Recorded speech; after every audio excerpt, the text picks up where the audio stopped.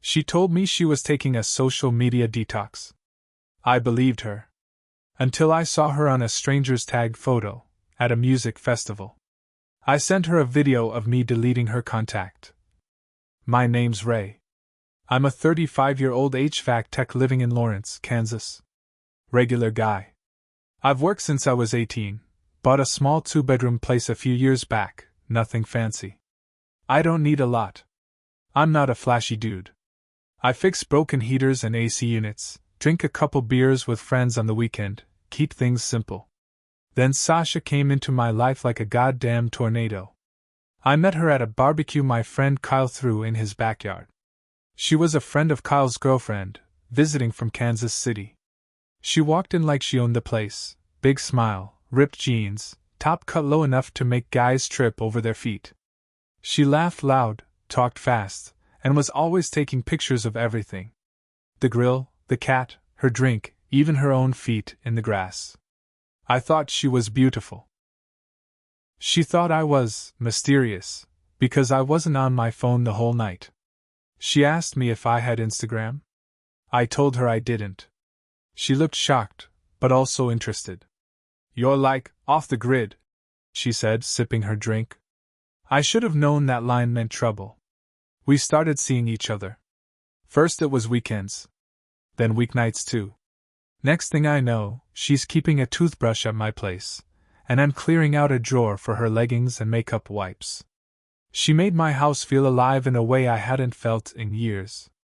I didn't even mind when she kept taking pictures of everything, our dinners, my dog, the inside of my damn fridge. I was just happy someone like her even wanted to be with someone like me. But things started changing. At first, it was little stuff. We'd be talking, and she'd interrupt me to show me a video of someone falling down the stairs or some influencer selling lip gloss. When I'd ask her to put her phone down during dinner, she'd smirk and say, "Babe, this is my job." She worked as a freelance social media consultant, or so she said. She had a few clients, small brands she helped run accounts for. I never saw any paychecks, but she always had money for concerts and clothes, so I didn't press it. That was my mistake. Then came the detox. It was the first week of May. She told me she felt burnout. Said she was drowning in digital noise. That she needed to step back. I remember sitting at the kitchen table while she told me her plan. She was going to go offline for a few days. No social media. No texting. Just quiet. Maybe go stay with a friend who lived on some property near Wichita. Hike a little. Clear her head. She said she needed space, but not from me, just from the screen. I remember looking at her and thinking, damn, that's kind of brave. Most people talk about unplugging, but she was actually doing it.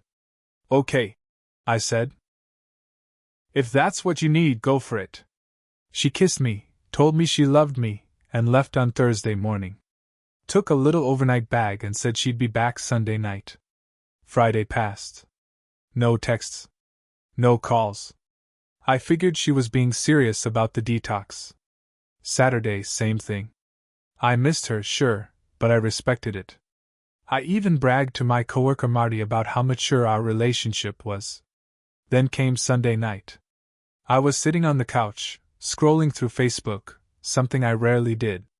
I'd just finished eating leftovers, had a beer cracked open. That's when I saw a new post from my buddy Tim. He'd gone down to Tulsa for some indie music festival. Artsy stuff, not really my scene. But I clicked through his photo album out of boredom.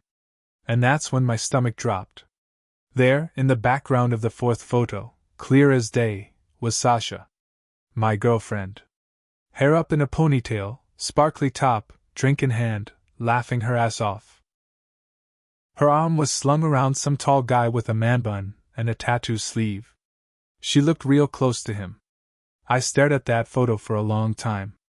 I zoomed in. No mistake. That was her. Same necklace I got her for her birthday.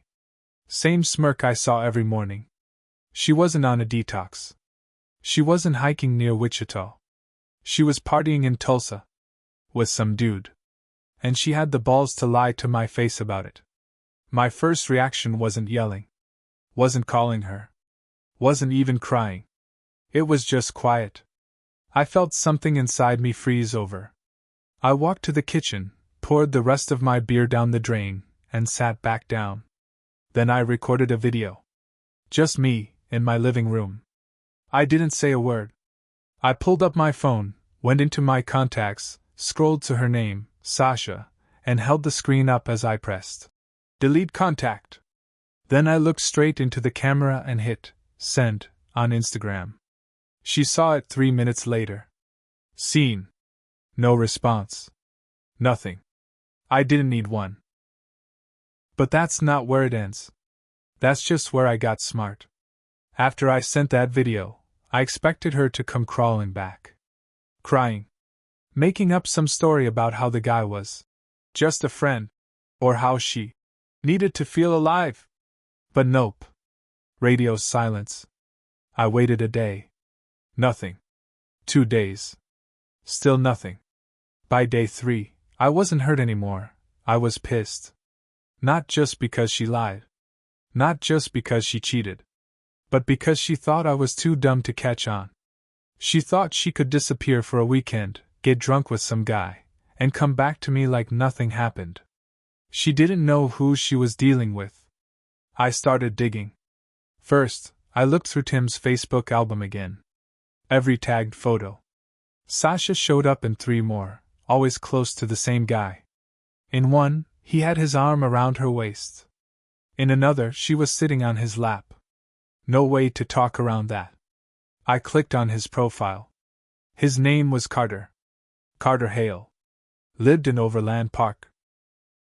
Owned a little media company that helped brands tell stories through content. Basically, a dude who made money off Instagram and fake deep quotes. He had a bunch of photos with Sasha. Some older, some newer. She wasn't just cheating. She'd been seeing him for a while. I saw one post from 2 months back, a selfie of them on a rooftop bar in Kansas City. Her hand on his chest. No tags. Just a flame emoji in the caption. 2 months. That meant she was cheating while she was sleeping in my bed. Eating the food I cooked. Smiling in my face. I started making a plan. I didn't want to just yell at her. That's easy. That's short term. I wanted something that would hit deeper. Something she'd remember every time she picked up her damn phone. So I started collecting things. I had photos of us. Videos. Memories. But I also had proof now. Screenshots. Dates. Her lies in text. I wasn't going to use it for blackmail. No. That would have been too obvious. I had a better idea. Sasha had always bragged about how clean her social media image was. Her Instagram was polished. Perfect captions. Flawless pictures. Brand deals, partnerships, influencer invites. I remembered how she once told me, "Image is everything." That's when it clicked. I wasn't going to destroy her phone. I was going to destroy her image. I made a burner Instagram. No followers, no posts, no personal info. Just one message. To every brand she was working with. Every company tagged in her posts. I sent them proof. Photos of her with Carter. Screenshots of her messages to me about how she wasn't ready to commit. Dates. Times. Her little detox lie. The message was simple. "Hi, just thought you should know the influencer you're working with has been lying to her partner, cheating, and faking her social media detox while partying with another man. Not a good look for your brand." One by one, the posts started disappearing. First her promo for some local energy drink. Then the handmade jewelry line she loved flaunting. Then a skincare company she always tagged. Unfollowed. Untagged. Gone. I didn't stop there. I printed out a few of the more damning photos. Dropped them off at her apartment. No note. Just the pictures, in a blank envelope, slid under her door. She texted me that night. "Sasha, what the hell did you do?" I didn't respond. She called 5 times. I didn't answer. Then came the final message. Sasha, you ruined everything. I hope you're proud. I didn't smile. But I slept better that night than I had in weeks. Still, I wasn't finished yet. Because revenge, it doesn't always come in one wave. Sometimes it drips. And the next one? It was gonna hit harder. After that last message. You ruined everything. I figured she'd disappear for a while. Lay low. Try to fix her wrecked image, or at least stop bleeding followers. But Sasha didn't go quiet. She went loud. About a week later, I started hearing from people. Old mutual friends. Even co-workers. One of the women from the HVAC office, Stacy, pulled me aside after work. Hey Ray, you okay? Yeah, I said. Why? Well, Sasha's been posting again. She didn't name you, but it's pretty clear who she's talking about. That night, I checked her profile from the burner account. She was back online, acting like the queen of damage control. Posting long captions about surviving emotional abuse, freeing herself from a toxic relationship, and how sometimes people show you who they are when they feel like they're losing control. She made herself the victim. And people were eating it up. She turned the whole story on its head. In her version, I was the manipulative one. I didn't support her creative life. I was jealous, small-minded, controlling. That one really got me. Me. Controlling? The guy who didn't even ask questions when she went off the grid? I wanted to scream. But I didn't. I just sat there, staring at my phone in silence. She was trying to destroy my name. So I decided I'd give her a real reason to be scared of me. You see, Sasha didn't know one little detail I'd kept quiet about. Something that started small and grew without her realizing it. A few months before she cheated, she'd asked me to help her with her new website. She wanted something more professional to show to brands. Said I could help with the back end. She gave me admin access. She forgot to take me off. I still had the login. Her personal brand website. The one she linked in every profile. The one that was still live, still public, still listed as her official portfolio. So I logged in. I didn't destroy it. That would have been easy, and I wasn't going for easy. Instead, I rewrote it. I swapped her glowing bio with something real. It read, "Hi, I'm Sasha. I help brands grow by faking relationships, lying to partners, and curating the perfect version of my life, while cheating on the people who support me. Want to work together? Better make sure I don't ghost you for a music festival first." And then I posted screenshots, nothing graphic. Just enough. The same ones I'd sent the brands. One of her texts. One of her with Carter's arm around her. A timeline of what she told me versus what she was really doing. Then I logged out. I didn't think it'd stay up long. But I didn't need it to. Because within an hour, people had already started sharing it.